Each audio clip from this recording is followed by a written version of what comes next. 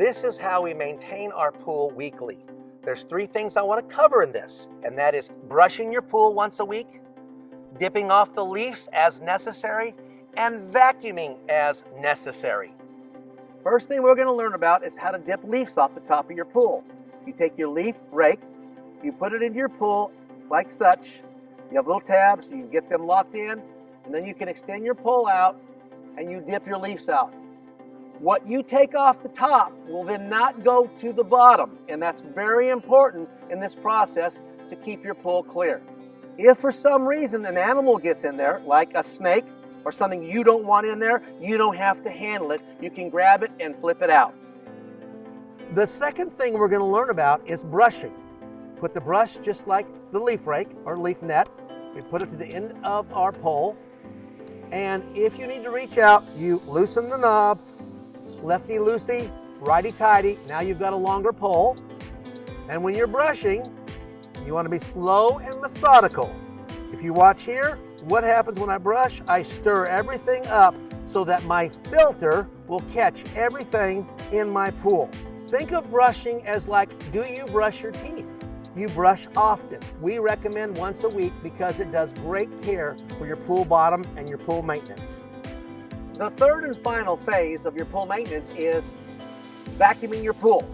Now, I would highly recommend you buy an automatic vacuum cleaner, which is called a robot. We like the Dolphin. That's what I have in my pool because it's like a maid service that I don't even have to do anything to for the most part. But if you don't have one, here's how you vacuum your pool. You put the vac head on the pole, it locks in position. Now, one of these ends, the cuff, spins. One doesn't. Ours happens to be yellow that says that it spins. That goes on top of the head itself, so you can rotate this. Next, put the vacuum head in the pool, along with most of the hose. And you want to grab this end, and you're going to go over the return to fill this line full of water, like such. When I'm done, that head will float, all the bubbles will come out, and it'll sink. Then I know I have all the water out of the vacuum hose. I remove my skimmer plate, put a vacuum plate on top of the skimmer, while I put this hose in here.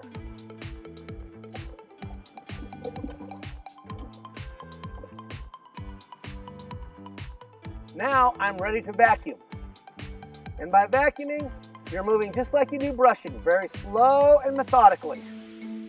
Now, while you're vacuuming, if you realize you don't have enough suction, these valves control where we draw water from the pool.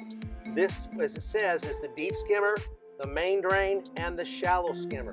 We were vacuuming from the shallow skimmer. What we want to do is shut off the deep skimmer, the main drain, and suck all water from this shallow skimmer. And understand how this valve works. When this handle is at a 90-degree angle, the valve is open. And when it's not, when it's parallel, it's closed.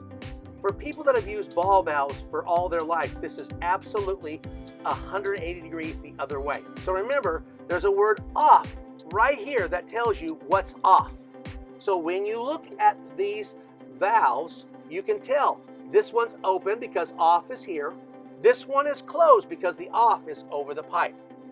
When you're done vacuuming, open up your lines. Remember on step number 2 when we brush the pool?